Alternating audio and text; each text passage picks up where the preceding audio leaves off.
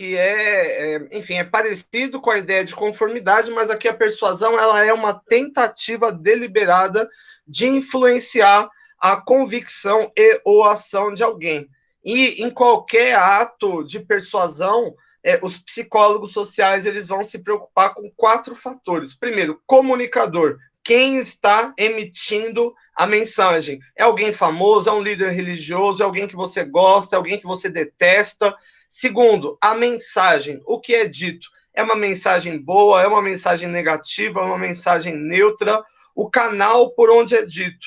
É dito face a face, é dito no WhatsApp, é dito por via dos meios de comunicação de massa, e, por fim, o target, né, o alvo, quem é o público que vai receber. E aqui a gente traz tanto os elementos que a psicologia social vai estudar dentro da persuasão, eu trago para ilustrar o caso das persuasões extremas, né, relacionados a cultos religiosos, como, por exemplo, cultos como o Estado Islâmico, o Boko Haram, o Al-Shabaab, o Talibã, ou outros grupos como o do João de Deus, conseguem persuadir as pessoas a fazerem o que elas querem, né? É disso que a gente vai conversar hoje. Bom, então a primeira figura que eu gostaria de comentar com vocês é um homem chamado Jim Jones, que ele se autodenominava reverendo, Padre Jim Jones.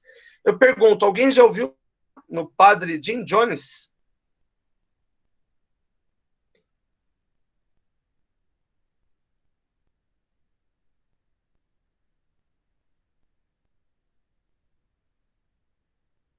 Ah, tá mandando no texto aqui. Ok, gente, o diálogo tá meio difícil hoje, mas ok. Jim Jones, quem foi Jim Jones? Quem já ouviu falar? Por que ele é importante?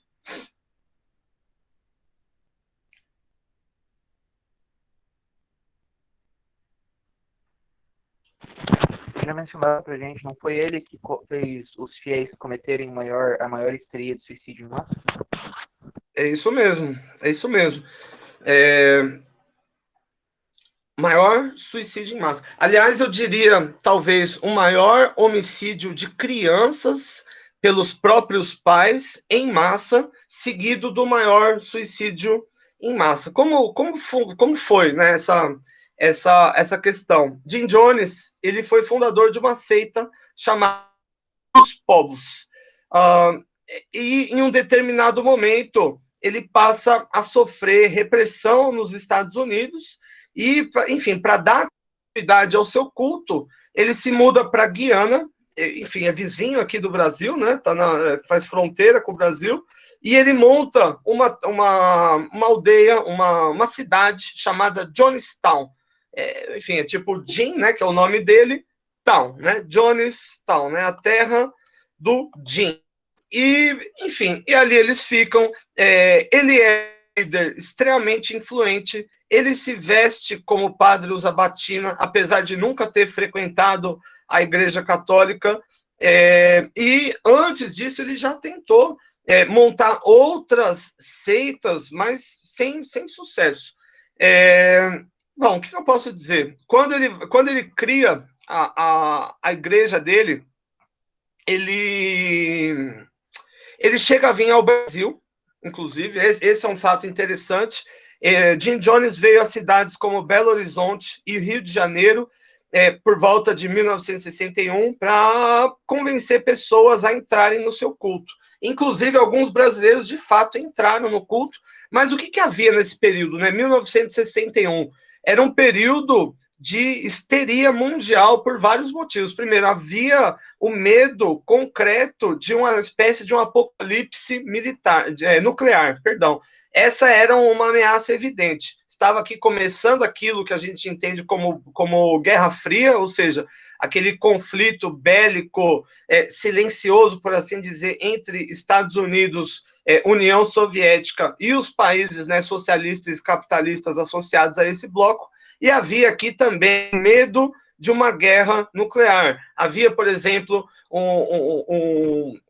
como que eu posso dizer, um boato de que Cuba estava guardando mísseis, ogivas nucleares da Rússia, e que aquilo ali ia explodir em breve. E o Jim Jones, ele se aproveitou disso, dizendo o seguinte: sim, gente, tá bem perto mesmo, o apocalipse nuclear, ele vai acontecer mesmo, é inevitável, mas quem estiver no meu culto tá salvo, são os únicos que vão para o céu. Enfim, ele era uma pessoa extremamente carismática, influente, e, enfim, depois de muitos anos, a cidade se constituiu. Era uma cidade grande, grande, digo, modo de falar, né? Mas era como se fosse um bairro inteiro, né? Johnstown, na região de Guiana, ele não permitia a entrada de outras pessoas. E aqui, depois de um tempo, né, algumas pessoas fugiram, mas elas alegavam elas denunciaram várias coisas. Primeiro, que o Jim Jones fazia uma série de ameaças físicas, ameaças morais, ameaças sobrenaturais, dizendo que, por exemplo, eles iriam para o inferno, ou ainda que a alma deles iria desfacelar e não iria para lugar algum. E eles foram, desde o início, separados de todo contato com a família. Além disso, os membros alegaram que eles sofreram vários tipos de tortura psicológica, como, por exemplo, privação de sono, privação de alimentos. Não obstante, todos os membros da seita, eles tinham que entregar, em média, 25%, todas as propriedades, né? Então, se você tinha casa, carro, você tinha que entregar tudo, e você tinha que entregar 25% de todos os rendimentos para o dono da seita. Ou seja, ele tinha essa cidade na Guiana, mas não era uma cidade dormitório. As pessoas saíam para trabalhar fora, voltavam com 25% da renda. Era via, inclusive, Jonestown. Além disso, era o reverendo Jones que escolhia os casais, quem que ia casar com quem, e também definia toda a vida sexual do casal, o que podia, o que não podia fazer. Hoje é papai e mamãe, hoje não pode, quem pode é o vizinho. E também ele promoveu o isolamento das crianças em relação aos pais. As crianças, elas não poderiam conviver com os pais. Mais ou menos depois dos 2 anos, elas iam como se fosse para creches em Jonestown, e cresciam mais ou menos sem nenhum tipo de maternidade ou paternidade. E o Jim Jones, ele fez também uma campanha junto aos meios de comunicação de massa, para, de alguma forma, tentar atrair mais membros, né, para a seita, e, enfim, de alguma forma persuadir as pessoas de que aquilo era uma coisa boa. E o que aconteceu? Em determinado momento, um congressista, né, norte-americano de nome Lew Ryan, começa a perseguir, né, Jim Jones, começa a perseguir Jonestown, por conta desse monte de denúncia, né? E as autoridades da Guiana Francesa, ninguém consegue entrar no local, nem nada disso. E em um determinado momento eles mandam matar, né, esse congressista Lew Ryan. Só que a partir desse momento cria um clima eminente, começa a juntar FBI, Guiana, Exército, e o papo vamos invadir Jonestown.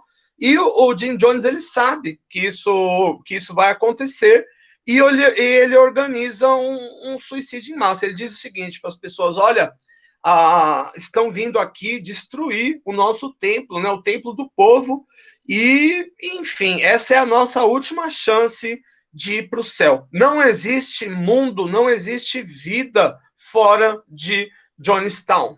E, enfim, ele trouxe várias cápsulas de cianureto, veneno, etc. E, em primeiro momento, os pais mataram todos os filhos. Então 300 crianças morreram, colocaram cianureto na boca delas e algumas injetaram nas artérias, e depois as demais pessoas cometeram suicídio. Ao total, 918 pessoas cometeram suicídio. Esse é o maior suicídio em massa da história. recente que se conhece, né? Possivelmente existem outros na história antiga, né? Evidências de que houveram outros suicídios em massa, mas com baixo registro histórico. Esse foi recente, esse foi televisionado, esse abalou o mundo, né? Chocou as estruturas e, afinal, né? Nos deixa uma pergunta: por que as pessoas se deixam se persuadir? Será que as pessoas elas queriam matar os seus próprios filhos? Será que elas queriam cometer suicídio? Será que elas queriam mesmo dar as suas propriedades, doar 25% de tudo que eles recebiam? Enfim, se nós olharmos para a história, Jim Jones não é o único exemplo de uma pessoa que persuadiu tanto a forma de pensar como a forma de agir das outras pessoas. Adolf Hitler, por exemplo, foi muito bem sucedido nesse sentido, tanto é que quando se aproxima ali do dia D, quando a capital, Berlim, né, cai na Segunda Guerra Mundial, uma quantidade imensa, mas muito grande mesmo, mas, enfim, mas não contabilizada, por assim dizer. Aqui estaria supostamente o próprio Hitler, se bem que não acharam o corpo dele até hoje para contar história, mas o fato é que as pessoas se mataram porque elas acreditavam piamente de que era impossível viver em um mundo sem o nacional-socialismo, sem o Partido Nacional Socialista dos Trabalhadores Alemães.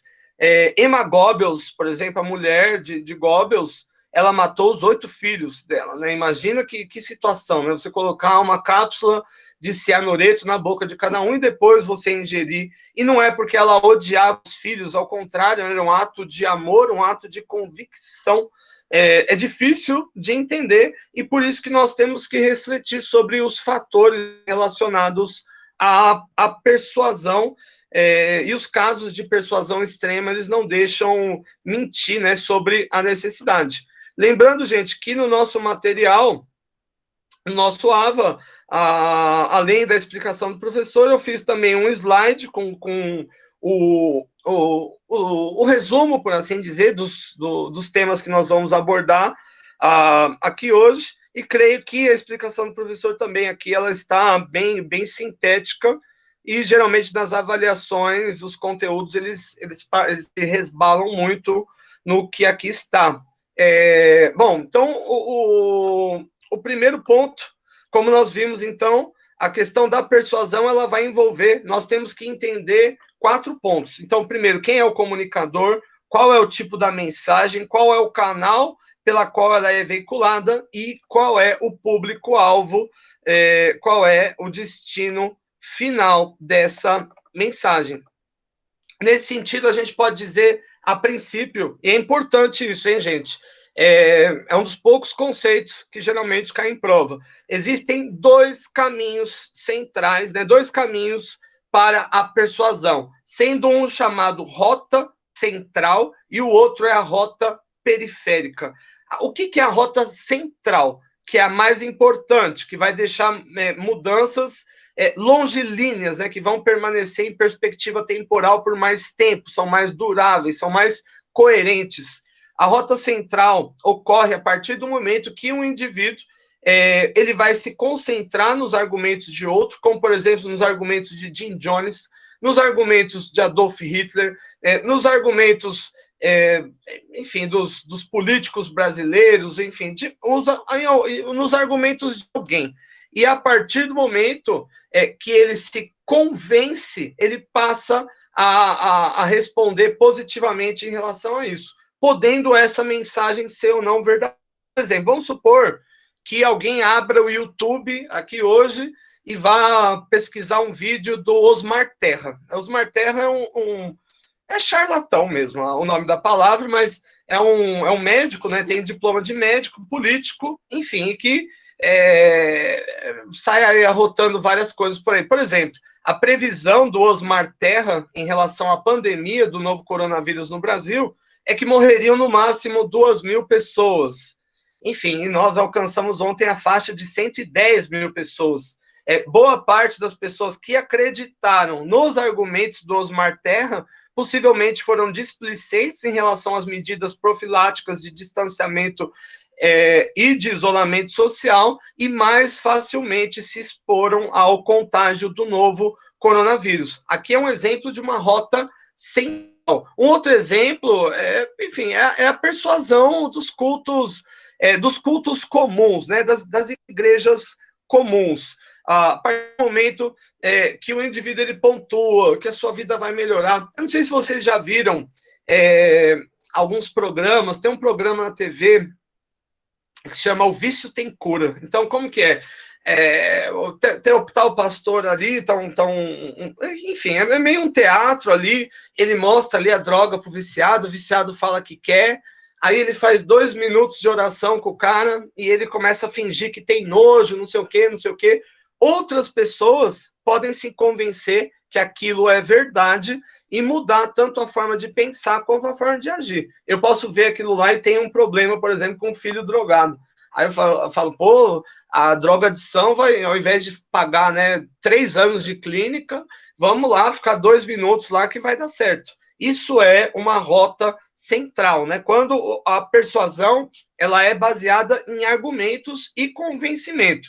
E o indivíduo, aqui, ele está muito mais inclinado a não só mudar de postura, como também a dar perpetuação, né, a essa nova conduta. Isso é uma rota central. Do outro lado, tem algo chamado rota periférica. A rota periférica é quando a influência ela não se dá pelos argumentos centrais, mas se dá sem querer, por algum fator incidental. Por exemplo, suponha que chegou o dia da eleição e eu não escolhi ninguém para votar. Aí eu acho um papelzinho no chão e falo, nossa, como essa mulher é bonita, nossa, como esse rapaz é simpático. Bom, já que eu não tenho ninguém para votar, eu vou votar nesse aqui. Isso acontece, viu, gente? É justamente por isso. Se chama forragem, inclusive, o método ilegal de você espalhar santinhos perto das zonas eleitorais. As pessoas pegam no chão e votam. Isso é um tipo de rota periférica, mas a rota periférica ela tende a ter um efeito muito mais momentâneo do que a rota central. Ela não se perpetua, por assim dizer. Um outro exemplo enfim, de um produto, por exemplo, enfim, eu estou com pressa, eu escolho algum ali, isso é uma rota periférica de persuasão, ok? Então, os dois caminhos, rota central, mais durável, com maior probabilidade de influenciar o comportamento. E aqui a gente pode colocar, por exemplo, um determinado político, por exemplo, que sei lá, ele argumenta que vamos pegar políticos bizarros, né, de hoje em dia, que estão se comportando de forma exótica em relação à Covid-19. Aliás, existem 4 países que vão se encaixar nisso, que vai se chamar como G4 bizarro, né, da Covid-19, sendo a Nicarágua, a Bielorrússia, o Turcomenistão e o Brasil.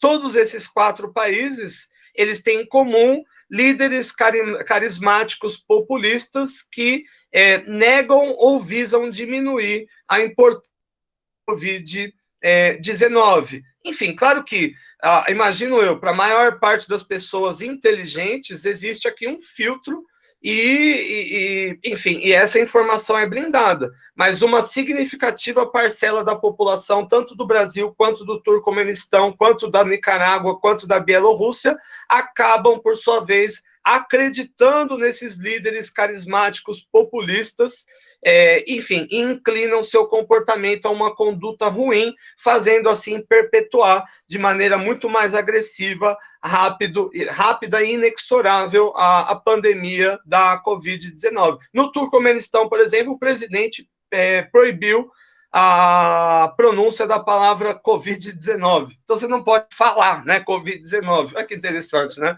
Aí não vai existir mesmo. Na Nicarágua, todos não se faz nenhum teste, todos os dados são omitidos. Na Bielorrússia, a mesma coisa. Aqui, isso só não é feito, ao meu ver, porque nós não somos uma ditadura em sentido estricto, né? Todos esses outros países que eu falei são. Mas existe uma vontade muito grande do governo de omitir essas informações. Isso ficou bem claro quando o ministro Nelson Teich saiu do governo e houve um apagão de dados, né? O Ministério da Saúde apagou os dados da Covid-19, mas depois voltou. Enfim, aqui é uma rota central, né? Eu tenho uma autoridade perpetrando argumentos e as pessoas acreditam no argumento e passam a mudar tanto a conduta como também a forma de pensar. A rota periférica é um outro caminho, é sem querer, né? Você acaba se influenciando. Então, como essa questão da eleição. Eu estou vendo ali um debate eleitoral, não tenho ninguém para escolher, falar, aquele ali é mais bonito. Gostei daquela gíria que ele falou, aquele ali é engraçado, né? E eu voto. E, lembrando, rota periférica, mudança ocorre, sim, mas é superficial, é temporária, ou seja, não dura. Agora, rota central, durável, maior probabilidade de influenciar o comportamento. Ok, gente? Tudo bem aí? Tudo, prof. Estão me mandando mensagem aqui. Gente, quando eu tenho dificuldade de ver ao mesmo tempo. Na verdade, eu uso óculos, eu não enxergo muito essas letrinhas pequenas, fica mais fácil. Tá legal, gente? Eu pergunto, gente. Então, sem dúvidas, vamos continuar. Vocês conhecem Robert Cialdini? Já ouviram falar? Robert Cialdini, psicólogo social?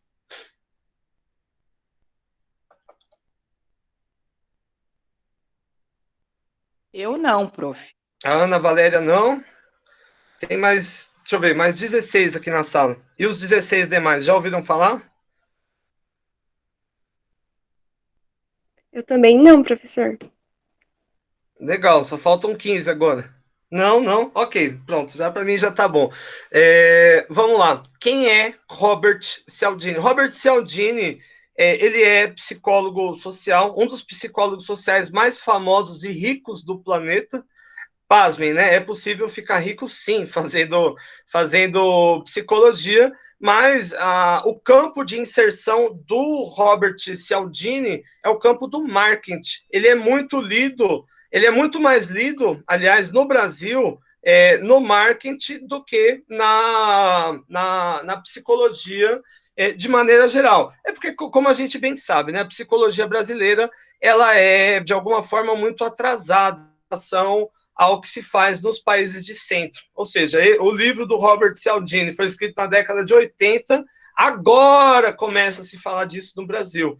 E o livro dele é esse que está aparecendo para vocês, A Psicologia da Influência da Persuasão, aonde ele traça 6 princípios básicos relacionados à persuasão. Quais são os 6 princípios básicos de Robert Cialdini? O primeiro princípio é a questão da autoridade. O que isso quer dizer? Os indivíduos, eles vão acreditar muito mais em uma mensagem quando ela é promulgada por alguém que detém capital social, detém credibilidade, é um especialista dentro daquilo que eles falam. Por exemplo, vou dar um exemplo agora. A Justiça Eleitoral está com medo das pessoas não irem votar por causa da Covid-19. E eu digo para vocês, o mais sensato é não ir votar mesmo, né? Mas, enfim, para tentar vencer esse medo, eles contrataram quem para fazer propaganda, para chamar para votar e para chamar para ser mesário? Drauzio Varela. Drauzio Varela é médico, Drauzio Varela já aparece na Rede Globo há pelo menos 20 anos, então é uma pessoa de autoridade que as pessoas confiam. É por isso que eles promulgaram. Então, por exemplo, se eu tenho, isso é corroborado dentro da psicologia social, eu tenho lá um indivíduo na televisão dando a opinião dele. A partir do momento que eu coloco lá uma tarja embaixo dizendo que a profissão dele gari, servente, caixa de banco, alguma coisa não correlacionada ao tema, a credibilidade vai por água abaixo e as pessoas tendem a não prestar mais atenção ou diminuir os argumentos que ali estão sendo promulgados. Mas a partir do momento que aparece 1000 vezes escrito lá, PhD, sei lá o quê, doutor, sei lá da onde, tal, isso tende a aumentar a propensão das pessoas a se inclinarem àquele comportamento. Um exemplo interessante foi a estratégia adotada por todos os países do mundo, ou melhor, todos os países sérios do mundo, para levar, para persuadir as pessoas a cumprirem as medidas de isolamento e distanciamento social agora na pandemia do novo coronavírus.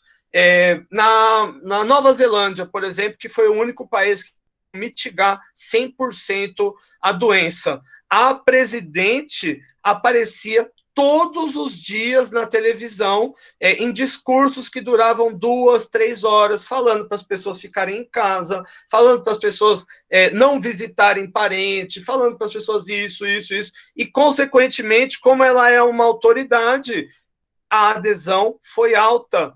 A mesma coisa foi aferida, por exemplo, na Inglaterra, né, depois que o Boris Johnson se arrependeu de não ter fechado rápido o país, ele aparecia todos os dias na televisão, uma autoridade, né?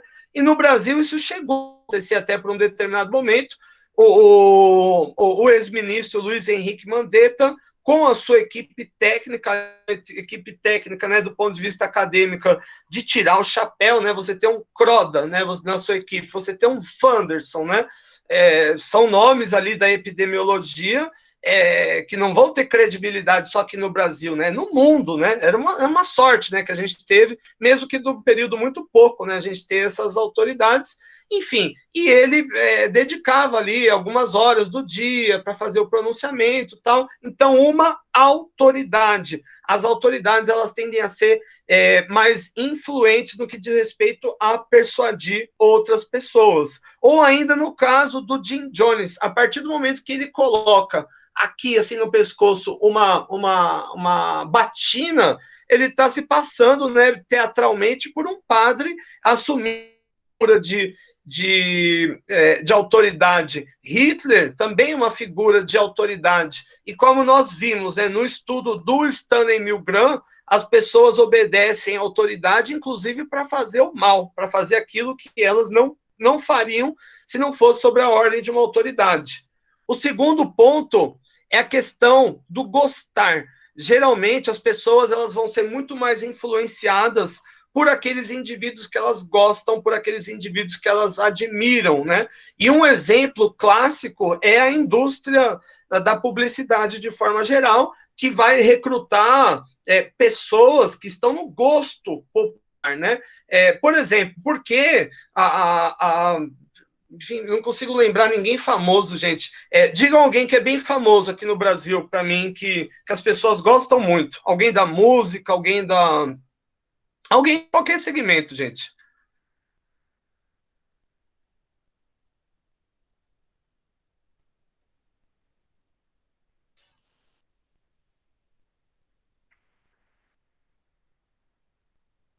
Vocês não conhecem ninguém famoso? Silvio Santos. Boa, boa. Esse é top, hein? Silvio Santos, em determinado momento, eu não sei se vocês se lembram, ele chegou a ser candidato a presidente do Brasil. Aconteceu ali um bem bolado ali na chapa, ele entrou candidato, no dia seguinte as pesquisas de opinião já colocavam ele em favorabilidade, sem ele fazer nenhum programa eleitoral na televisão, só falando ali brevemente, porque as pessoas gostam do Silvio Santos. Ele é uma pessoa de credibilidade, mas na época não pôde, porque no nome da cédula vinha o nome dele, né, Abravanel, não era o nome artístico. Enfim, esse é um ponto. Então, os publicitários, geralmente, eles vão investir em pessoas que vão ter muita credibilidade e que as outras pessoas gostam. Então, por exemplo, qual que é a principal função dos jogadores de futebol contemporâneo? Quando um jogador de futebol fica famoso, vai para um grande time europeu, ele deixa de ser atleta em larga medida para se tornar o quê? Modelo, propaganda. O Neymar, por exemplo, hoje 70% da renda do Neymar advém de propaganda. Por quê? As pessoas gostam do Neymar e a publicidade entende que essa é uma forma mais eficiente de persuadir, por assim dizer. Além disso, existe a questão da prova social. O que é a prova social? A partir do momento que você quer constituir um gosto por meio do gosto das outras pessoas. Dito de outra forma, as pessoas de alguma são mais inclinadas a validar o seu gosto quando elas percebem que outras pessoas também seguem aquela tendência. Como numa discussão em sala de aula, vamos supor que todo mundo está falando mal do Silvio Santos, mas eu sou um cara que gosto do Silvio Santos. Eu posso ter rechaço ali de me comunicar, mas a partir do momento que as pessoas expressam que também gostam, eu sigo, por assim dizer, nesse efeito cascata. Um outro ponto, e essa é uma técnica muito empregada, extremamente empregada em marketing, é a questão da reciprocidade. Ou seja, os indivíduos eles são inclinados a, de alguma forma, recompensar aqueles que outorgaram alguma coisa. Enfim, eu acho que ninguém está disposto muito a falar hoje, mas eu acho que provavelmente já aconteceu com vocês irem, por exemplo, no aeroporto, em algum lugar, e tá aquela pessoa lá vendendo cartão de crédito, e ela fala, tá aqui uma revista aqui para você de graça. Pergunto, gente, isso já aconteceu com vocês?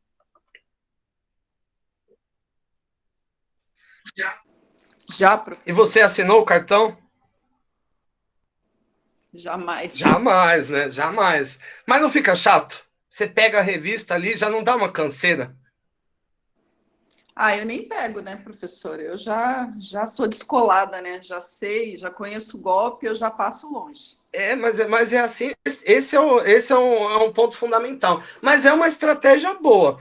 A colega aqui não cai, eu também não caio, apesar de esboçar constrangimento, mas muitas pessoas caem. A partir do momento que você ganha aquela revista, que é uma revista velha, que já saiu de circulação, que ninguém comprou, ou seja, ela ia para o lixo, mas deram para fazer publicidade, né, como para ser o alvo do golpe. A partir desse momento, de alguma forma, você já está refém de pelo menos ter que ouvir o papo do outro lado. Né? Se fosse uma outra circunstância, só o cara falando, olá, venha ver cartão de crédito, ninguém falava. Mas olá, vem ganhar a revista, as pessoas param, e a partir daí você tem que ouvir um papo chato. E geralmente existe aqui um sentimento de dívida de reciprocidade. Como você ganhou, você sente de alguma forma uma obrigação, mesmo que um constrangimento inconsciente de recompensar aquele que ofertou. Essa é uma estratégia muito comum. Esse é um exemplo, mas em shoppings internacionais, por exemplo, você tem a praça de alimentação e você tem ali alguma coisa de degustação. Você degusta, fala, que bom, né? Comi de graça. E o cara já fala, não, mas nem tá aqui para comer, é tão bom, né? E muitas vezes a pessoa se vê obrigada a partir desse ponto. E aqui isso vai muito ao encontro das persuasões em relação aos grupos religiosos, né? Como era o caso daquele João de Deus. Ele dizia a princípio que já curou. Ele, já promovia a cura aqui, já teve a bênção na sua vida. Agora já teve o vem a nós, agora é hora do nosso reino, né? Além disso, uma outra coisa importante, esse é fundamental, principalmente quando a gente fala de persuasão por grupos religiosos, a questão da consistência. Ninguém quer parecer inconsistente, por exemplo, falar uma coisa e mostrar uma outra coisa. Por exemplo, eu falar, jamais andaria de ônibus, e eu entro lá dentro de um ônibus. As pessoas, elas querem se mostrar consistentes. Então, a partir do momento que você consegue fazer alguém fazer um compromisso público frente a outras pessoas, né, como, por exemplo, Jim Jones fazia, obrigava as pessoas a dizer na frente de todas elas que eles seriam fiéis a Jonestown, que eles fariam tudo, que eles morreriam por Jonestown. A partir do momento que você faz esse compromisso público, as pessoas tendem a honrar mais esse compromisso. Claro que existe uma circunstância para isso, não dá para ser... por exemplo, quem vai fazer o exército tem que jurar a bandeira, jurar a lealdade, mas ninguém está levando aquilo a sério, por quê? Porque está diluído. Você não é o foco das atenções. Agora, se cada um tivesse que um de cada vez jurar a bandeira ali, falar, recitar alguma coisa, isso sim tende a evocar uma mudança de persuasão relacionada tanto à forma de pensar como também à forma de agir, pela simples inclinação interna de buscar uma coesão, uma aderência em relação a isso que você mostrou. E, por fim, a questão da escassez. Escassez. Sabe aquilo que é pouco? Aquilo que é badalado, aquele cara, aquela mulher que é mais popular, aquele sapato que é mais estiloso. As pessoas, elas tendem a valorizar muito mais qualquer tipo de coisa quando elas têm ideia de que é algo escasso, quando é o último, né? Eu vou dar um exemplo aqui de um golpe também. Do lado da Universidade Kennedy, onde eu fiz meu doutorado, em Buenos Aires, havia uma loja voltada a turistas, né, principalmente brasileiros, né, que geralmente caem nesses golpes ridículos. Enfim, e na porta da loja tinha o quê? Uma faixa dizendo hoje é o último dia. Ou seja, a loja estava fechando, os produtos todos na calçada, e ficava uma pessoa gritando, hoje está barato, não sei o quê, e outras pessoas em volta fingindo que estavam interessadas na promoção. O que eu posso dizer? Todas as pessoas que estavam fingindo que gostam da promoção eram vendedores mesmo, da loja, não eram... E todos os dias eles faziam o mesmo teatro, eu vi aquilo todos os dias. E, enfim, aí se aproxima o turista, olha de longe, nossa, perfume, né? E o cara fala, putz, infelizmente, ó, já tem gente comprando. Isso aguça a vontade de comprar e aumenta, diminui qualquer tipo de racionalidade, qualquer tipo de resistência a um comportamento contraproducente de comprar, por exemplo, um perfume ruim a um valor ruim. Ou vocês nunca viram na televisão aquela propaganda, né? Ligue já, é só os últimos, né? Para os 100 primeiros, para você comprar. Como chama aquela Araci que vende? Nossa, é uma voz horrível na televisão. Top Term, né? Se você for os 100 primeiros a ligar, você vai ganhar um desconto, você vai ganhar uma bolsa, a bolsa está acabando, né? Da Top Term. Enfim, a questão da escassez. Então, os 6 princípios, né, que são aplicados à autoridade, a persuasão são a autoridade, gostar, os indivíduos que as pessoas consideram que têm mais capital social, mais aderente, como, por exemplo, digitais influencers, e essa é uma estratégia boa contemporânea de marketing das empresas. Elas já sacaram que, às vezes, é muito melhor para você atingir um nicho, focar em um target que as pessoas gostam, como, por exemplo, um influenciador. Você manda roupas para esse cara, você manda os seus produtos e esse cara faz propaganda do seu produto. Isso acaba sendo muito mais funcional do que uma propaganda genérica em um grande meio de comunicação de massa voltado a um target geral. Ok? Além disso, a questão da prova social, quando as outras pessoas já aderiram ao comportamento, como, por exemplo, o comportamento de entrar na seita do Jim Jones, de dar todas as propriedades, você se sente mais obrigado a fazer aquilo. A questão da reciprocidade, ou seja, quando você já recebeu, você se vê de alguma forma obrigado a retribuir, enfim, e o persuador ele pode usar isso ao seu favor. A questão dos compromissos públicos, a consistência e, por fim, a questão da escassez. Além disso, a gente pode dizer o seguinte, quanto ao comunicador, quem vão ser as pessoas mais influentes, né? Se a gente tocar nesse ponto. Primeiro, as pessoas que são consideradas mais confiáveis. E aqui a gente pode colocar alguns padrões. Primeiro, as que não hesitam ao falar. E isso é um ponto muito interessante. Tinha um debate político, por exemplo, um dos preditores de credibilidade é o intervalo que as pessoas estabelecem entre uma palavra e outra. E isso é pesquisa empírica, gente, realizada em mais de 50 anos em vários países, e se corroborou o seguinte: quanto mais rápido, quanto menos espaço o indivíduo adiciona de uma fala e outra, sem hesitação, mais credibilidade se plasma nessa fala. Além disso, não só a velocidade da fala, como também o olhar no olho, né? O olhar profundo no público também tende a aumentar a credibilidade. Então, falar sem hesitação, o olhar, né, voltado ao próprio olho, e também comunicadores atraentes são considerados mais confiáveis e fáceis de persuadir outras pessoas. Eu só vou mostrar brevemente aqui. Será que vocês conhecem esse rapaz aqui, ó? Vamos ver. Esse aqui conseguiu persuadir milhares de pessoas no planeta inteiro a ligarem para telefones onde elas supostamente falariam com médiums que diriam tudo sobre o futuro dele, que trariam boa sorte. Alguém já ouviu falar em Walter Mercado?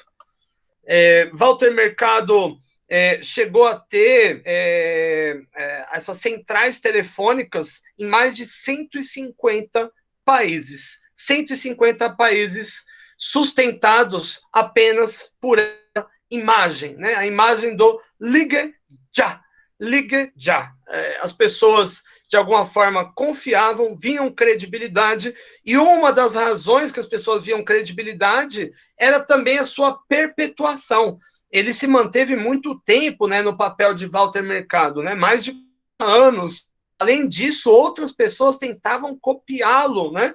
E isso induzia o comportamento a ser mais assertivo, né? Além disso, a gente pode falar da própria mensagem. A própria mensagem em si, não só o comunicador, ela é importante. E aqui a gente pode falar, por exemplo, do humor. O bom humor ou o mau humor podem modificar o comportamento. Por exemplo, mensagens que evocam o medo, elas tendem a ser muitas vezes eficazes quando o indivíduo, de fato, né, introjeta esse medo e ele se sente vulnerável. E um exemplo interessante são as mensagens relacionadas à Covid-19. Em muitos países onde elas foram, onde a imprensa, né, fez como que eu posso dizer, um retrato mais verídico, né, do que é a Covid-19, porque a gente pode dizer no Brasil que esse retrato não aconteceu. Eu não vi as coberturas, por exemplo, mostrando os respiradores, mostrando o sofrimento das famílias mais intenso. Aquela cobertura muito superficial, número, isso não induz medo a ninguém. Mas a cobertura, por exemplo, realizada na Itália, realizada na França, realizada na Alemanha, de alguma forma introjetou não só o sentimento de empatia, evidentemente, né, de um cuidar do outro, mas também o medo em se cuidar. Um outro ponto é essa questão do humor. Teve um estudo, um psicólogo social americano dividiu a turma, uma sala de aula em dois. Em uma turma, ele pediu o seguinte: façam uma redação sobre os melhores momentos da sua vida. E na outra turma, ele pediu o seguinte: façam uma redação sobre os piores momentos da sua vida. Enfim, a redação aqui era, na verdade, só para induzir a pessoa a ficar feliz ou ficar triste, né? Porque se você ficar lembrando dos melhores momentos da sua vida, você fica feliz. Lembrou do pior momento, fica triste. E depois ele fazia o seguinte: ele juntava os grupos e mostrava uma mensagem da faculdade dizendo que haveria um aumento do valor da mensalidade. E depois pediam para as pessoas dizerem se elas eram contra ou a favor. A maior parte das pessoas que escreveu a redação sobre os melhores momentos da vida, ou seja, pessoas que estavam de bom humor, elas aprovaram o aumento da faculdade sem argumentar muito, falando, não, tudo bem, né, precisa aumentar, vamos pagar, estamos juntos, né, é nós. Agora, do outro lado, as pessoas que foram induzidas ao estado de humor negativo, né, refletindo sobre os momentos negativos, elas foram contra o aumento da faculdade e mais argumentaram contra, né, mais bateram nessa questão. Então, a indução ao estado de humor é uma variável muito importante nas tentativas de persuasão. E elas são muito usadas, inclusive, no doutrinamento, né, em cultos religiosos, em seitas. Então, primeiro você canta, você vê ali um relato bom, tal, depois vem, sei lá, o pedido de dinheiro, ou pedido de filiação, ou um pedido para você trazer mais membros, né? Ou pedidos mais extremos, né? No caso de cultos extremos, como, por exemplo, se afastar da sua família, dentre outros, né? Ou como no caso do João de Deus, né? Favores sexuais. Isso foi também amplamente divulgado, né? É um exemplo interessante, eu não sei se vocês já viram, toda cidade grande, né, tem isso no centro, o jogo dos 3 copinhos, ou o jogo das 3 cartas, o Chris, naquele seriado, todo mundo odeia o Chris, perdeu toda a grana, então o cara chega brincando, tem um monte de gente ali, você não presta atenção e acaba sendo enganado, né? Então o bom humor é também uma ferramenta importante de persuasão. Além disso, a gente pode dizer o seguinte, o tipo de interação. Interagir pela TV funciona? Funciona. Interagir pelo computador funciona? Funciona. Mas funciona ainda mais a interação face a face, né? Quando eu quero, por exemplo, evocar um indivíduo a fazer um juramento extremo para um grupo, como para o Estado Islâmico. Ele pode fazer isso de funcionar? Pode. Mas a probabilidade de funcionar, dele se tornar mesmo um lobo solitário, cometer o atentado terrorista, obedecer cegamente às ordens da instituição, é muito menor do que se ele tivesse viajado até a Síria, feito ali todo o treinamento do Estado Islâmico e visto ali a influência face a face, né? É interessante que nesse período agora da Covid-19 isso fica evidente. Nesses programas de televisão religiosos, os sacerdotes estão chamando as pessoas, né? Venham para o culto, vem para cá, vem para cá. Se já está na televisão, por que tem que ir para lá? Porque fica muito mais fácil você persuadir a pessoa a fazer o que ela quer dentro do templo religioso, olhando face a face, do que pela televisão. Enfim, então isso não importa, né? Se está acontecendo a pior pandemia da história recente, não importa se o Brasil é o maior, é o epicentro, né, da doença, o que importa é chamar o cara para perto para você persuadir, para você pedir dinheiro, para você vender lá um badulac qualquer, e por aí. Além disso, os meios de comunicação eles vão ter um papel importante de informar, sobretudo quando é assunto de complexidade, quando é coisa que foge da nossa esfera, ou quando a gente percebe que é um tema que é desconhecido ou de menor relevância, como, por exemplo, a Perseverance, que é a missão que vai chegar ano que vem em Marte, para estudar melhor o planeta, para viabilizar a colonização. A maior parte das pessoas foi persuadida da importância da expedição Perseverance através dos meios de comunicação, muito mais do que no debate do dia a dia. E, por fim, tem um outro efeito muito importante, bem interessante mesmo, que os meios de comunicação de massa, eles tendem a agir em um efeito cascata, ou seja, eles não só vão influenciar diretamente, mas vão influenciar indiretamente. Por exemplo, suponha que eu li o New York Times hoje, me influenciei, e eu venho e reproduzo a notícia para vocês. Então, existe isso que a gente chama na literatura em comunicação social, de two steps, né? Você tem dois passos de comunicação. Você tem o emissor principal e você tem outros potenciais influenciadores de opinião que vão receber. E aqui existem vários casos mais simples, né? Eu não sei se vocês já ouviram falar em Juscelino Kubitschek. Ele foi presidente do Brasil e construiu Brasília.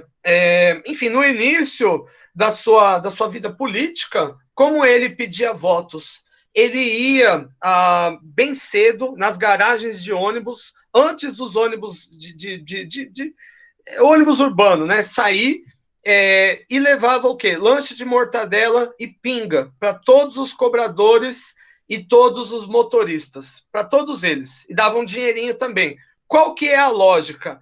Agradar as pessoas e, consequentemente, isso se reverberar em conversa. Com quantas pessoas o motorista e o cobrador não conversam por dia? Com milhares, né? E o assunto não era outro, é Juscelino. O cara é foda, o cara traz cachaça aqui, né? O cara traz pão para a gente, né? Essa é uma estratégia, inclusive, muito adotada em períodos eleitorais em cidades pequenas, com Ubers, né? Com motoristas de aplicativo, que eles conversam, eles também acabam sendo potenciais influenciadores de opinião. Então, e muitas vezes, a persuasão não se dá de maneira direta. O meio de comunicação, ele mira no formador de opinião, como por exemplo, eu disse aqui, o jornal New York Times. Quem lê o New York Times? Professores universitários, advogados, jornalistas, apresentadores, ou seja, pessoas que geralmente têm algum potencial de persuadir e influenciar outras pessoas. E também há de pensarmos também em quem é o receptor da mensagem. Em alguns fatores aqui vão divergir. Os jovens, por exemplo, eles estão mais inclinados à mudança de atitude, a serem influenciados por mensagens persuasivas do que os mais velhos. E o que aqui eu estou chamando de jovem? Abaixo de 27 anos, sobretudo. Todo mundo abaixo de 27 anos é mais propenso a mudar de atitude frente a uma mensagem do que pessoas acima de 32. Da mesma forma que quem tem menos de 10 anos de idade é muito mais propenso de mudar de atitude do que uma pessoa de 12, 13 ou 14. Quanto mais jovem é o seu target, mais bem-sucedida tende a ser a sua influência. E essa é uma razão, por exemplo, que muitos grupos religiosos, seitas, o próprio Estado Islâmico, né, tem entrado nesse sentido, estão alvejando, né, mirando em crianças, né, em crianças e adolescentes, porque são mais fáceis de persuadir. Publicidade de coisas que não são para criança. Existe publicidade de carro, por exemplo, voltada à criança, porque entende que, de alguma forma, a criança é um potencial influenciador desse tipo de tomada de decisão em casa, e é mais fácil convencer uma criança do que o pai da criança, né? Como por exemplo, toda a comunicação infantil, né? Muito lúdica, muito mais fácil você convencer uma criança a comer McDonald's, um alimento totalmente insalubre, rico em gordura hidrogenada, rico em sódio, caro, né? Do que convencer um adulto, né? Bom, agora vamos à questão dos cultos religiosos, né? Que se tornou aí o nosso objeto, de estudo exemplar. Bom, então, primeiro, 3 fatores vão influenciar, em larga medida, a capacidade de um culto, a capacidade de uma seita de doutrinar pessoas. E seitas e grupos, eu estou falando de diversas coisas possíveis. Quando a gente fala de uma seita, um grupo, eu estou falando de algumas coisas. Um novo movimento religioso.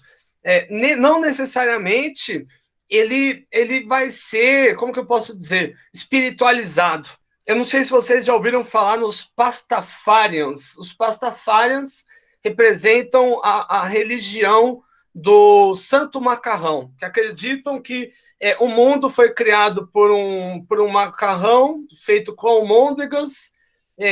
Enfim, os Pastafarians conseguiram o direito em seus países de saírem com fotos nos documentos utilizando escorredores de macarrão na cabeça.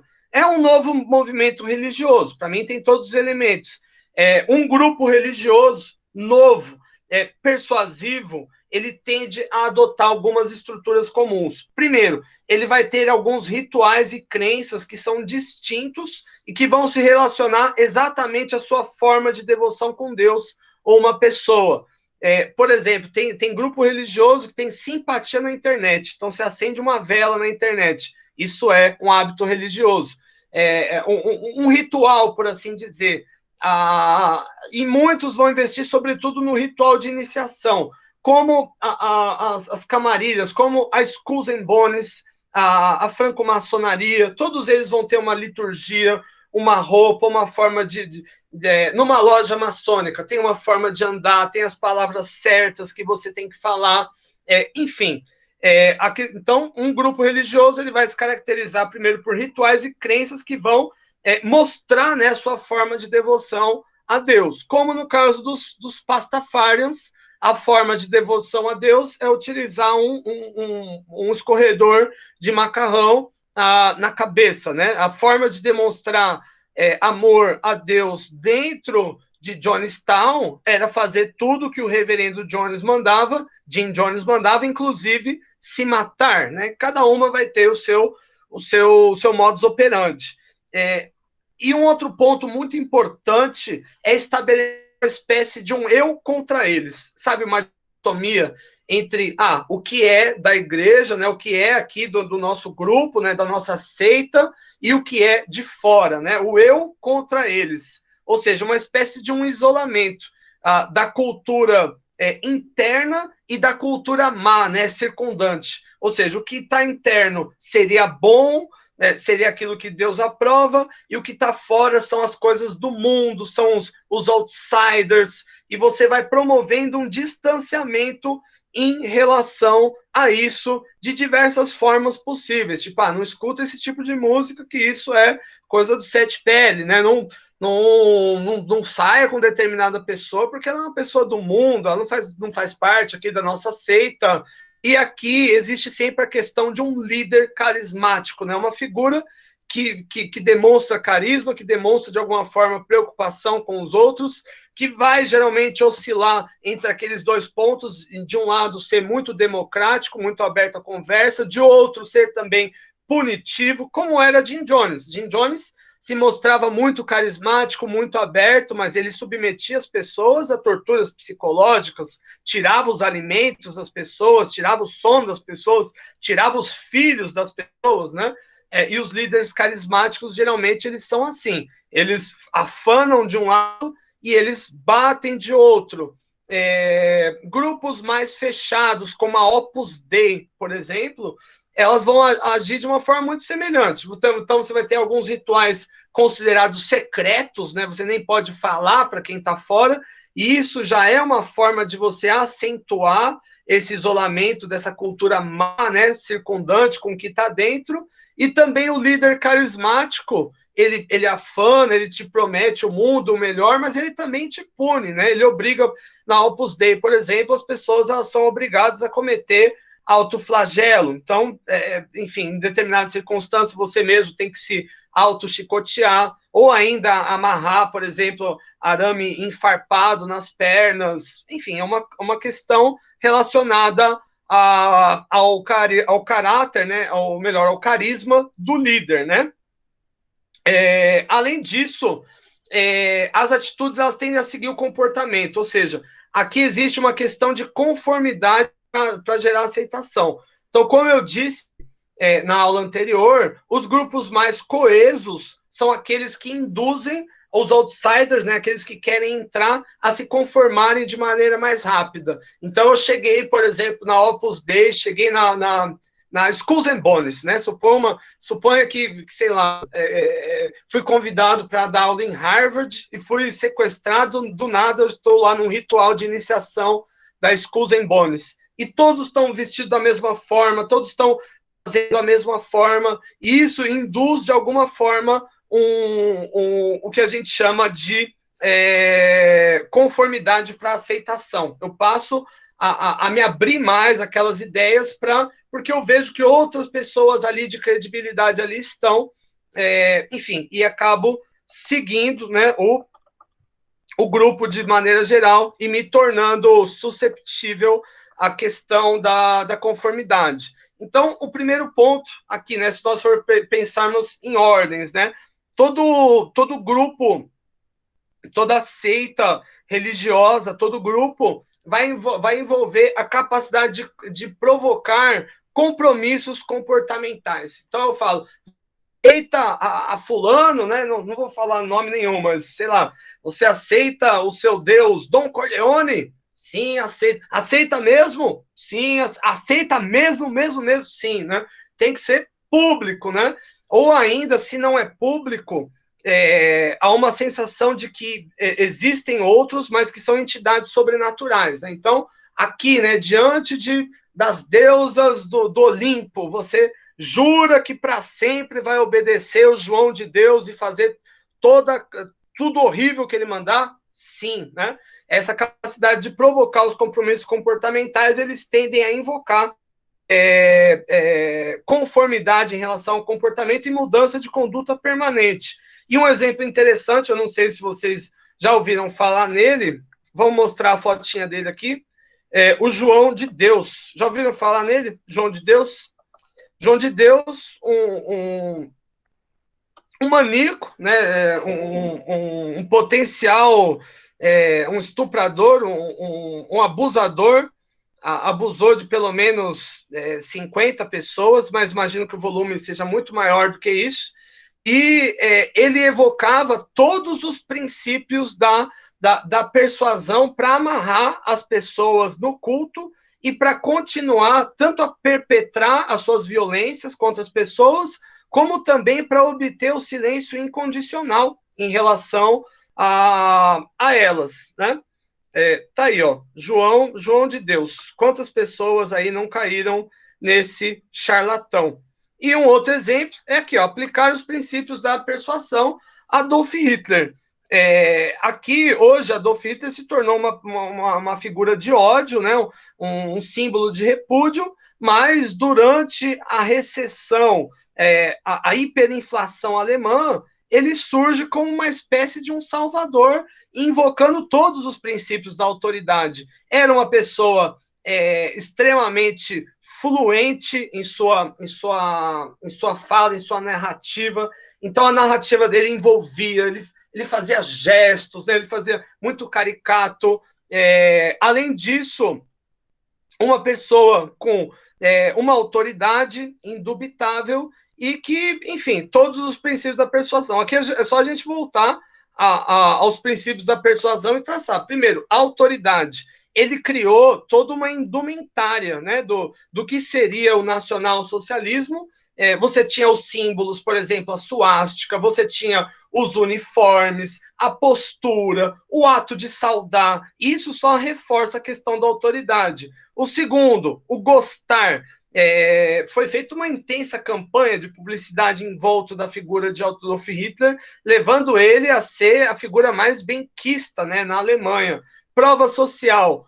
Todos, né, os alemães saudavam ele, gritavam, tinham fotos dele, então isso levava outras pessoas a também seguirem ele. Reciprocidade. O que Adolf Hitler prometia? Fazia promessas, né? É uma Alemanha para os brancos, para os arianos, e vai ser o maior Reich do planeta, isso já é de vocês, e isso provocava de alguma forma a necessidade de responder, falar, não, eu preciso, ele já está me dando, agora é eu que tenho que responder. Isso valia muito para os soldados, por exemplo, que estavam nesse sentido.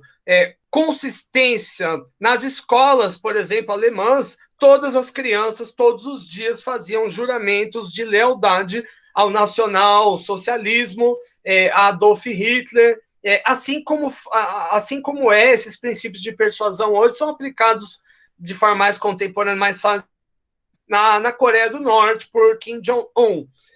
E também a questão da escassez. Ele sempre plasmava, gente, nós somos o povo escolhido, os arianos estão acabando, né? Nós somos a minoria, fazer parte desse grupo aqui é só para os tops, né? Então, todos esses princípios da persuasão tomados em conjunto acabaram, né, por retroalimentar o nacionalsocialismo, né, e também o poder de Adolf Hitler. O outro ponto que eu já mencionei, levar os membros a se isolarem, né, dos outsiders, ou seja, aqueles que são de fora. Eu não sei se vocês já ouviram de alguém, mas quem faz parte de uma seita, de um culto, de uma religião, mesmo que seja uma franco-maçonaria, né, não necessariamente uma religião aberta a outros, mas você ter aquilo que existe o pensamento que é tido dentro do grupo como aceitável, e o que tem de fora é mundano, não presta. Essa é uma forma de criar uma consonância de grupo muito eficiente. E um exemplo interessante, eu não sei se vocês já ouviram falar nessa seita, foi uma seita criada por David Brandtberg, chamada Meninos de Deus. O que aconteceu? O David Berg, ele foi expulso de uma outra seita por causa de envolvimento em escândalos sexuais. E ele montou a própria seita aonde o escândalo sexual não existia, ou seja, onde o normal era abusar das pessoas. Então, todas as crianças que nasciam na seita Meninos de Deus, a partir dos 3 anos de idade, eram abusadas regularmente. E isso era ensinado como o normal, e para essas crianças eram ensinados que tudo que está fora era ruim, que tudo que está fora era intocável, era podre. Nesse sentido, isso induzia não só a consonância, as pessoas aceitarem esses abusos, mas também a não se comunicarem com o mundo exterior, a não denunciarem esse tipo de coisa. Nessa imagem aqui, todas essas mulheres que estão em volta dele são mulheres dele, por assim dizer, né? Todas as mulheres da Meninos de Deus que ele queria se envolver eram propriedade dele, né? Então essas aqui e muitas outras, né, só poderiam se envolver com ele e nada mais, né? E aqui o segredo era isolar, né? Vamos isolar, criar uma espécie de uma bolha. É o que acontece hoje de maneira, de alguma forma, no Facebook. Existe um algoritmo e que vai colocar no seu feed de notícia pessoas que são parecidas com vocês, né? Que falam a mesma coisa. Isso é colocar você dentro de uma bolha, né? Bom, então, por fim, existe a questão da resistência à persuasão. Em muitos casos, o indivíduo ele não aceita o argumento e ele não vai se persuadir por motivo algum. Agora, nesse ponto da resistência à persuasão, é interessante o seguinte, a questão dos ataques. Então, vamos supor que um determinado sujeito ele esteja apaixonado por uma ideia, que uma determinada religião é a melhor, que um determinado político é o melhor do mundo, alguma ideia qualquer. E vamos supor que um outro indivíduo tenta persuadir ele. Vamos imaginar essa questão de política. E eu respondo para o cara, não, mas o seu político fez isso, fez aquilo, fez aquilo.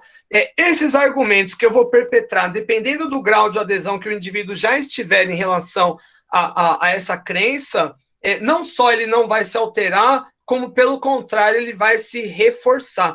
Principalmente quando o indivíduo ele tem que contra-argumentar, entende? Eu estou no face a face, ou estou no face a face, né? E o indivíduo, quando ele vem defender, né, fala, não, o Trump ele é ótimo, não, o Xi Jinping ele é maravilhoso, não, o Putin ele é muito bom. Isso, ao invés de mudar a direção da crença, vai, pelo contrário, reforçar o direcionamento. Né? Como eu até escrevi, pode parecer paradoxal, mas um tipo de interferência fraca, né, um tipo de ataque contrário, pode, em sentido contrário, reforçar a persuasão ao invés de enfraquecer. Então, em suma, ao longo dessa aula, nós vimos que o que vai se sobressair na persuasão é a tentativa de convencer alguém, importando aqui o canal de comunicação, a mensagem interpretada, e o comunicador e o alvo final, o target.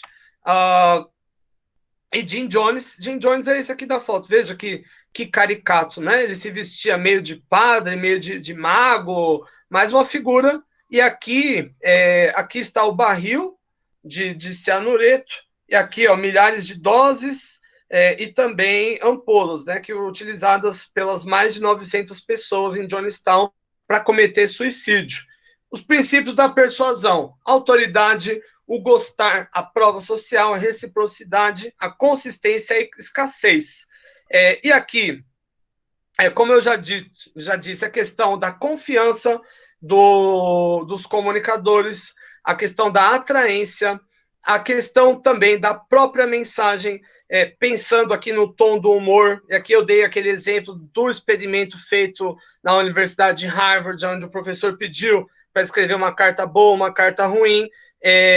As formas de veiculação, né, o face a face mais eficaz, os meios de comunicação razoavelmente eficazes quando nós falamos de assuntos complexos ou distantes, e também o efeito cascata, ou seja, o comunicador ele é atingido pelo meio de comunicação também e se torna um retroalimentador.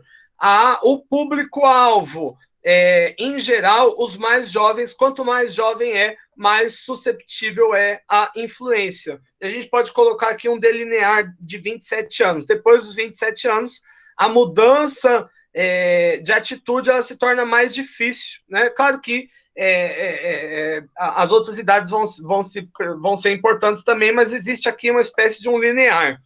E quanto aos grupos religiosos, de forma geral, a questão dos compromissos comportamentais, sejam eles frente a outras pessoas ou autoridades espirituais, né, metafísicas, ou aplicar os princípios da persuasão de maneira geral. E aqui é interessante você estabelecer um tipo de inimigo comum. No caso de João de Deus, ele falava que eram as forças sobrenaturais negativas. No caso do Adolf Hitler, eram os judeus, os ciganos, os aliados, o capitalismo internacional. E, por fim, isolar os indivíduos em uma bolha, né? Ou seja, uma coisa é o que está aqui dentro do grupo, o que está fora, né? O que está fora o de fora, não presta, né? E, no geral, existe também a resistência à persuasão, e, em muitos casos, quando o indivíduo é muito resistente à persuasão, um argumento fraco, ao invés de influenciar, pode seguir justamente a rota contrária. Gente, eu pergunto, alguma dúvida, alguma questão, algum comentário?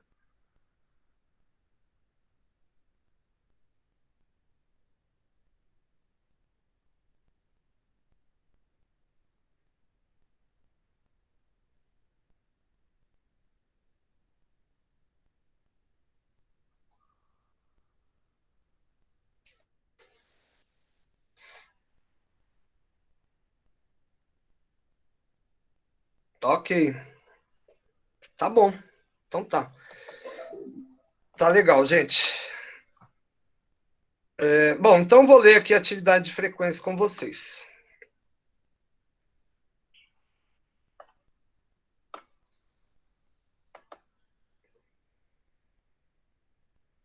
Bom, em geral, como vimos ao longo dessa aula, a persuasão é uma tentativa de buscar modificar a forma de pensar ou agir de alguém. Nesse sentido, pensemos em um caso prático onde a persuasão, ao que parece, faz necessária.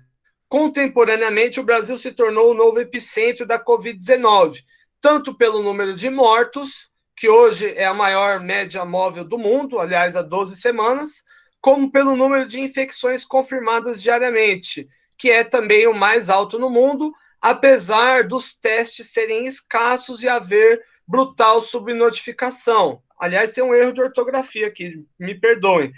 O que indica que os números tendem a ser muito mais elevados, ou seja, muita gente não testa, né? Não chega para testar, não testa. O governo não testa pessoas que são assintomáticas, né? Como outros países sérios fazem. Enfim, então, o número absurdo que a gente vê todos os dias, obviamente, ele é muito maior. Nós não sabemos o quanto maior. O Croda, por exemplo, ele fala de talvez 14 vezes maior. O Wanderson fala de 10 vezes maior. o projeto EpiCovid fala de 9 vezes maior. Enfim, nós não sabemos, né? Mas é grande, né? Isso é indubitável. Por conta desse cenário catastrófico, o Brasil se tornou o principal campo de testes de vacina que estão sendo fabricadas no mundo. Ou seja, como o Brasil tem a maior contaminação comunitária do planeta, a maior parte das vacinas que está sendo desenvolvida no mundo, eles estão testando aqui, porque é o melhor lugar para testar, né? Quanto mais gente contaminada, melhor é. Enfim, aqui uns números, né? Ontem, né, 18, mais quase 3 milhões e meio de casos confirmados, isso em teste, né? Se a gente pensar em 10 vezes maior, talvez seja 30 milhões, né? Como diz o Croda, a gente não sabe. Mas o número de óbitos, esse é bem verídico, né? 110 mil. Claro que esse também, evidentemente, ele é subnotificado.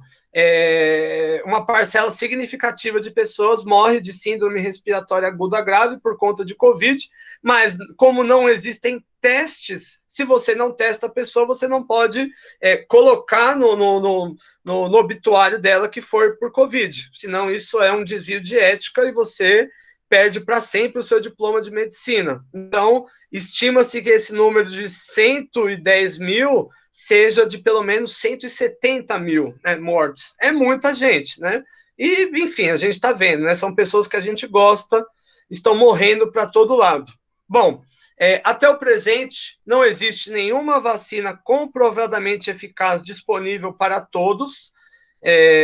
Enfim, a Rússia, né, foi a primeira a anunciar a vacinação em massa, mas nunca publicaram nada, né, do teste deles, e o governo do Paraná já assinou. Mas legal, né? Pelo menos é uma esperança, mesmo que obscura, né? Mas não tem vacina ainda disponível para todos, nem tampouco medicamento para tratamento da doença.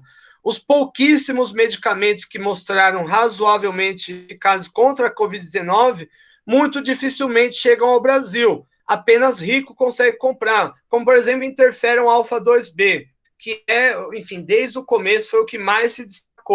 Aqui no Brasil, pouquíssimas pessoas conseguem importar isso, só gente muito rica mesmo. Quem está, sei lá, no Sírio-Libanês, no Albert Einstein.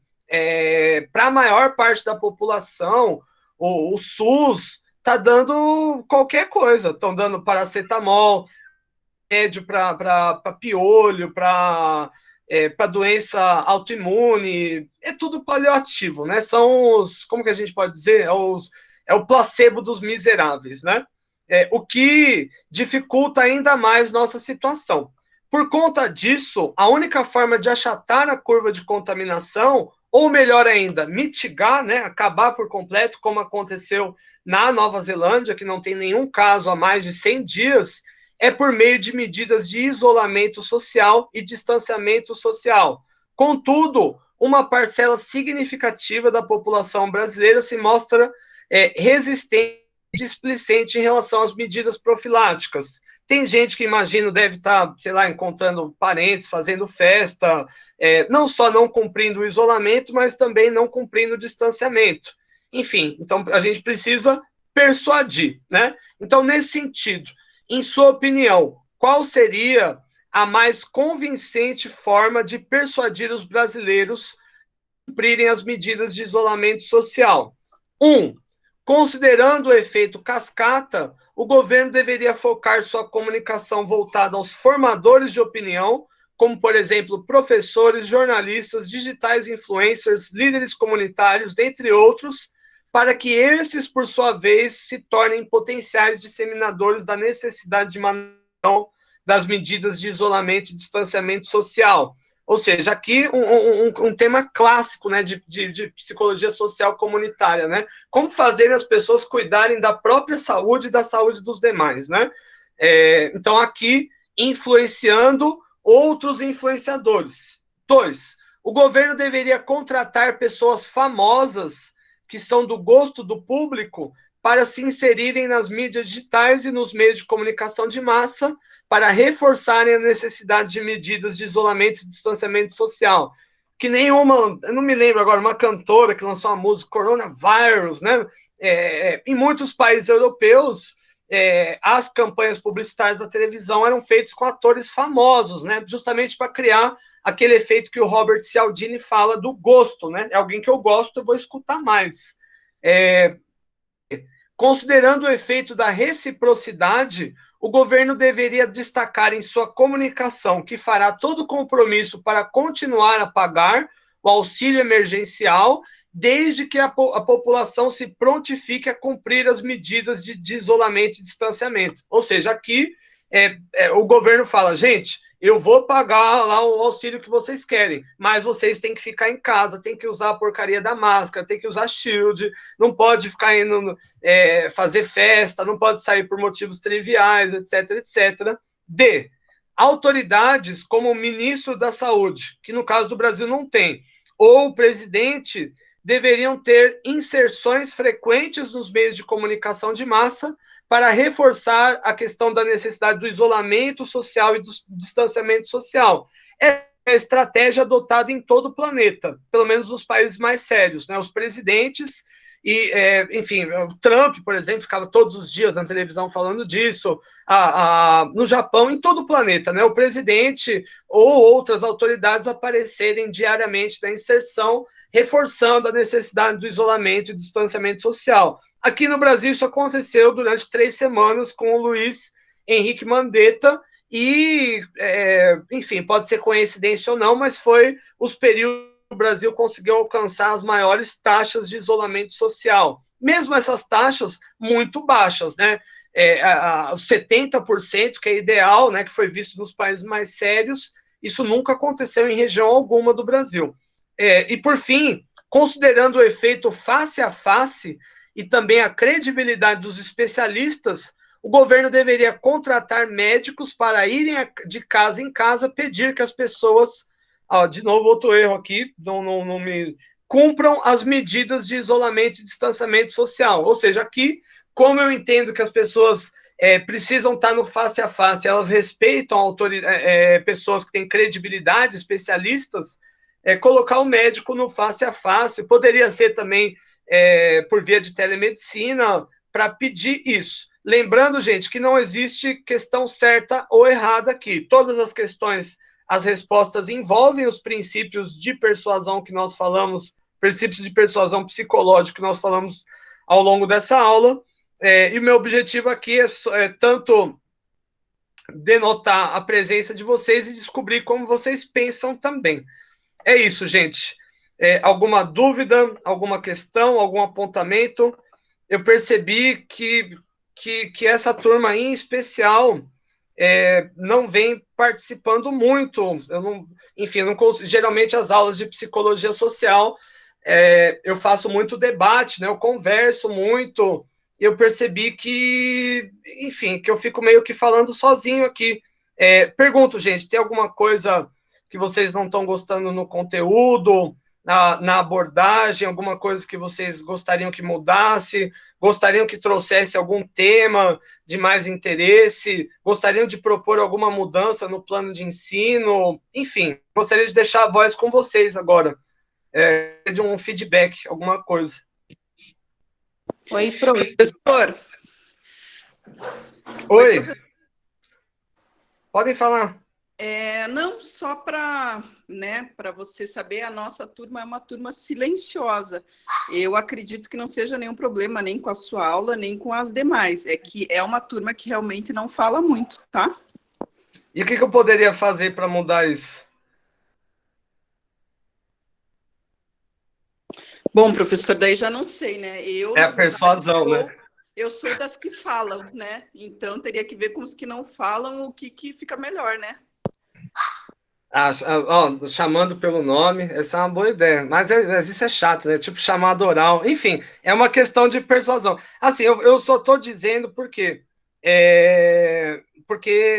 uma coisa é você ter uma aula, sei lá, podia ser uma videoaula e tal, mas os estudos empíricos em psicologia social da aprendizagem mostraram que o aprendizado ele tende a ser de 30% a 40% maior quando o aluno ele toma a vez de protagonista e dialoga também, ao invés de deixar só o professor falando, palestrando, porque eu entendo até que talvez seja um costume, um hábito que a gente acaba trazendo da escola. Mas se a gente pensar, né, na etimologia das coisas, a etimologia da palavra escola é a casa do ócio. Olha, é a casa do ócio, exatamente isso. O aluno, a etimologia da palavra aluno, é aquele que não tem luz própria. E o professor, aquele que professa. Olha que horrível, né? Então, ir para a casa do ócio sem luz própria para ficar recebendo profecias. É muito ruim isso, né? Então, a gente tem que sair, às vezes, dessa postura de aluno para assumir a postura de estudante, que é uma postura proativa, né? Daquele que estuda e também contribui para a construção do conhecimento. E teve um estudo que saiu na Harvard Review mostrando que nesse período de pandemia, em lives, né, porque ensino remoto está no mundo inteiro, em alunos universitários, as notas geralmente são 40% maiores daqueles que se pronunciam e falam nas lives. Enfim, só por isso que eu estou comentando, e porque parece um pouco exótico. Nas outras turmas de psicologia, o debate ele é bem intenso, e eu acho que isso faz parte da construção. Tá legal, gente? É isso aí. Uma boa semana. Se cuidem. Importante, gente, eu quero fazer um pedido para a turma. Quem é o representante? Um pedido chato, na verdade. Depois que eu venho com essa história chata, eu venho fazer pedido. Quem é o representante? O Matheus, eu e o Matheus. Gisele e turma, que é mais fácil resolver com os representantes. Na semana que vem, eu tenho um compromisso de manhã, uma entrevista na TV de Portugal. Eu pergunto, nós poderíamos começar mais cedo a aula, começar às 8 horas da manhã? Isso seria possível para a turma? Ao invés de 8h30? Mesmo, sem treta. Não, beleza, gente. Vai ajudar bastante. Porque aí eu consigo acabar umas 9 e pouco e não vai bater com o horário da entrevista, mas na outra semana em diante a gente volta tudo ao normal. Beleza, então? Professor, com licença, é Gisele. Oi, Gisele. Se o professor puder, por gentileza, só passar uma mensagem no meu WhatsApp, daí eu replico para a turma um dia antes, só para lembrar, tá bom? Pode ser no e-mail, porque eu não uso o celular. Tá, pode ser. Ótimo. Eu mando o e-mail da turma, daí eu replico no WhatsApp, porque o WhatsApp é mais dinâmico do grupo da turma. Legal. Eu sei que é meio exótico não usar celular, mas enfim, né? Cada um com a sua. Não é legal, Gisele. Mas tudo bem, tá tranquilo para vocês. Eu vou então marcar, inclusive, no nosso AVA, vou trocar o horário, colocar 8 horas, também no Google Agenda do Meet, eu vou colocar 8 horas, mas é só nessa semana, gente. Eu peço desculpa também por fazer todo mundo acordar mais cedo, mas é um negócio aí que é legal também para interação com as faculdades. É um negócio com a faculdade de Coimbra, enfim, para mostrar também um pouco do que a gente está fazendo aqui no Brasil para os caras. Certeza, vou passar. Gente, fé e pé na tábua. Fé no que vocês quiserem, evidentemente, e pé na tábua. Vamos seguir e vamos lutar. Obrigado, gente, pela atenção e também pela compreensão. Tamo junto, gente. Tchau, tchau. Boa semana. Grande abraço. É nóis. Ih, chegou a colega agora que eu tô saindo já. Tchau, gente. Abração. Até mais.